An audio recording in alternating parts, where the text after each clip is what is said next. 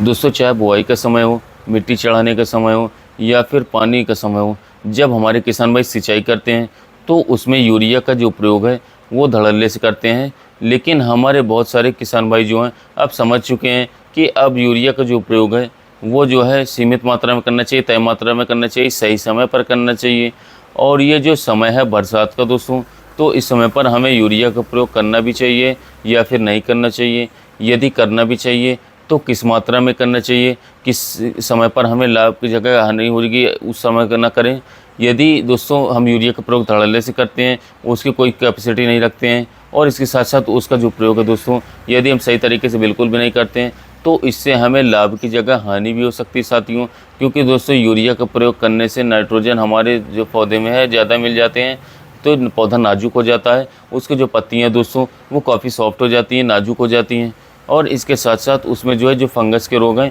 उनके लगने की संभावना काफ़ी बढ़ जाती है। और इसके साथ साथ विभिन्न प्रकार के जो कीट होते हैं उनके लगने की भी संभावना काफ़ी बढ़ जाती है। तो यूरिया का जो है हम बरसात के समय पर किस प्रकार से प्रयोग करें, कितनी मात्रा में प्रयोग करें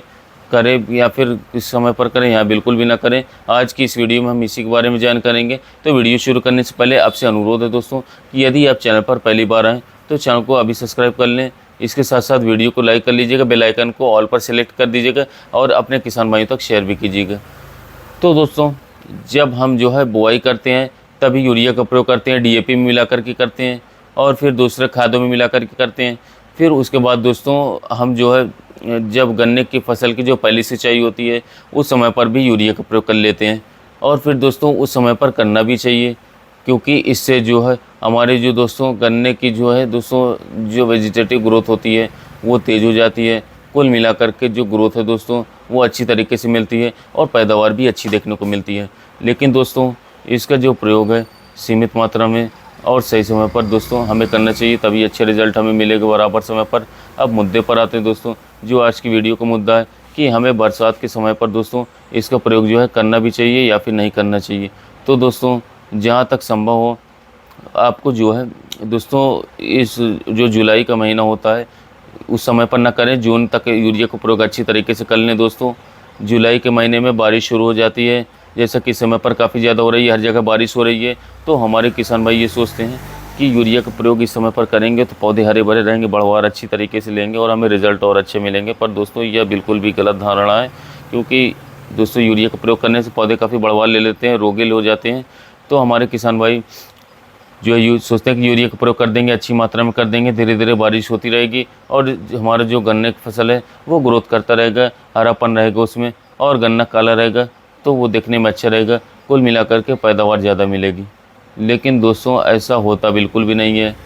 जब इस समय पर बरसात के समय पर यूरिया का हम ज़्यादा प्रयोग कर लेते हैं तो हमारी फसल नाजुक हो जाती है, नाजुक बन जाती है। उसकी जो ऊपरी पत्तियाँ होती हैं वो कोमल सॉफ्ट हो जाती हैं दोस्तों, और उनमें जो है विभिन्न प्रकार के जो फफूंदी जनित जो बीमारियाँ होती हैं, फफूंदी जनक जो रोग होते हैं जैसे कि पोका बोइंग हो गया और भी कई बीमारियाँ होती हैं वो आने लगते हैं। और इसके साथ साथ विभिन्न प्रकार के जो कीट होते हैं जिससे जैसे कि टॉप बोरर वगैरह हो गया, टॉप बोरर तो आता ही आता है दोस्तों, और भी कई कीट जो हैं आ जाते हैं। जब हमारे गन्ने के खेत में जो है दोस्तों यूरिया की मात्रा बढ़ जाती है, नाइट्रोजन की मात्रा बढ़ जाती है, तो हमारे गन्ने की पत्तियां जो है कोमल हो जाती हैं, तो और भी कीट दोस्तों उसमें घर बनाने लगते हैं और इस समय पर दोस्तों काफ़ी नुकसान हो जाता है हमारा। तो हमें दोस्तों ये कोशिश करनी चाहिए कि जून के महीने तक जो है या ज़्यादा से ज़्यादा हम ले सकते हैं तो जुलाई के प्रथम सप्ताह तक जो है हमें यूरिया का प्रयोग जो है कर लेना चाहिए अच्छी तरीके से। और उसके बाद दोस्तों हमें यूरिया का प्रयोग बिल्कुल भी नहीं करना चाहिए। जब तक बारिश होती है दोस्तों तो हमें यूरिया का प्रयोग बिल्कुल भी नहीं करना चाहिए, और उसी की जगह दोस्तों हमको यदि प्रयोग करना चाहते हैं तो NPK 19-19-19 का स्प्रे कर सकते हैं, या फिर NPK 0-34 का स्प्रे कर सकते हैं, या फिर दोस्तों NPK 0-0-50 का उपयोग कर सकते हैं। इनके प्रयोग पर ध्यान देना चाहिए जिससे फसल को मजबूती मिलती है। यदि हमारी फसल छोटी है दोस्तों और उसकी हमें वेजिटेटिव ग्रोथ करवानी है तो उस समय पर हमें NPK दोस्तों 19-19-19 प्लस 1 किलोग्राम प्लस बायोवीटा 500 ml उपयोग कर लेना चाहिए। गन्ना थोड़ा बड़ा हो गया है दोस्तों, उसमें गन्ने की जो पोइयाँ है वो चमकनी शुरू हो गई हैं, अच्छा गन्ना पड़ चुका है, तो दोस्तों उस समय पर हमें उसमें प्रयोग करना चाहिए, वो करना चाहिए NPK 0-34, जिसमें 1% फॉस्फोरस 34% पोटेशियम होता है। अर्थात इसमें नाइट्रोजन नहीं देना चाहिए, इस समय पर फॉस्फोरस होने चाहिए और पोटाश होने चाहिए, क्योंकि दोस्तों इस समय पर जो आवश्यकता होती है हमारी फसलों को फास्फोरस की आवश्यकता पड़ती है, जड़ों का अच्छा विकास होता है, तने का विकास होता है दोस्तों, कुल मिलाकर के पूरे पौधे का विकास हो जाता है। और इसके साथ साथ उसके साथ ही साथ दोस्तों इसमें पोटैश की भी मात्रा होती है, तो इससे हमारा जो पौधा है दोस्तों, गन्ने का जो तना होता है वो मजबूत हो जाता है, और इसके साथ साथ विभिन्न रोगों से लड़ने की उसमें क्षमता विकसित हो जाती है साथियों। और कुल मिलाकर के जब उसके प्रयोग हम करते हैं तो हमारे जो गन्ने की फसल है दोस्तों, उसमें विभिन्न प्रकार के जो फफूंदीजनित बीमारियां हैं या कीट है दोस्तों, वो नहीं आ पाते हैं, या फिर आते भी हैं तो कम आते हैं दोस्तों, जिन्हें हम हल्के स्प्रे से ही कंट्रोल कर लेते हैं दोस्तों। इसके अलावा ये हमारा जो गन्ना है अक्टूबर को बोया गया है, तो दोस्तों या फिर कुछ उसके बाद का बोया गया है, और उसके बाद वो काफ़ी बड़ा हो गया है, गन्ने की अच्छी मात्रा उसमें पड़ने लगी है, तो उसमें जो है हम दोस्तों आवश्यकता अनुसार जो NPK दोस्तों 0050 आता है उसका भी प्रयोग कर सकते हैं दोस्तों, क्योंकि दोस्तों इस समय पर जो आवश्यकता होती है पोटैश की ज़्यादा आवश्यकता होती है। तो दोस्तों पोटैश का प्रयोग करने से जो हमारा गन्ना है दोस्तों, उसमें प्रतिरोधक क्षमता बढ़ जाती है, गन्ना गिरने से भी बच जाएगा। इसके साथ साथ दोस्तों गन्ना गिरने से दो बच ही जाता है दोस्तों, उसके साथ साथ दोस्तों उसमें जो है विभिन्न प्रकार की बीमारी होती हैं वो भी बिल्कुल नहीं लगती हैं। और इसके साथ साथ ये उन किसानों के लिए बहुत ज़रूरी है जो किसान भाई बुआई के समय पर जो दोस्तों या फिर मिट्टी चढ़ाते समय पोटाश का प्रयोग बिल्कुल भी नहीं कर पाए हैं, क्योंकि हमारे यहाँ ऐसे काफ़ी सारे किसान भाई हैं जो प्रयोग करते हैं वो DAP का प्रयोग करते हैं, इसके साथ साथ पोटाश का वो प्रयोग नहीं कर पाते हैं दोस्तों, या फिर सिंगल सुपर फॉस्फेट का प्रयोग कर लेते हैं, वो भी प्रयोग कर सकते हैं, उनके साथ भी यूरिया मिलाते हैं, लेकिन दोस्तों उसमें पोटाश का प्रयोग जो है दोस्तों वो नहीं कर पाते हैं। इसके अलावा दोस्तों अज्ञानतावश वो जो है या फिर दोस्तों किसी भी झंझट से इसके साथ साथ वो पोटाश पर ध्यान ही नहीं दे पाते हैं, जबकि हमें पोटाश के ऊपर जो है पूरा ध्यान देना चाहिए, क्योंकि दोस्तों ये जो 3 प्रमुख तत्व होते हैं दोस्तों, नाइट्रोजन हो गया, फास्फोरस हो गया और पोटाश, ये तीनों हमारी दोस्तों गन्ने की फसल के लिए बहुत ज़रूरी होते हैं, और इनका संतुलित मात्रा में प्रयोग करना ज़रूरी होता है दोस्तों। जिस प्रकार से नाइट्रोजन इसके अलावा पौधे की जो है वेजिटेटिव ग्रोथ होती है उसको कम कर बढ़ा देती है,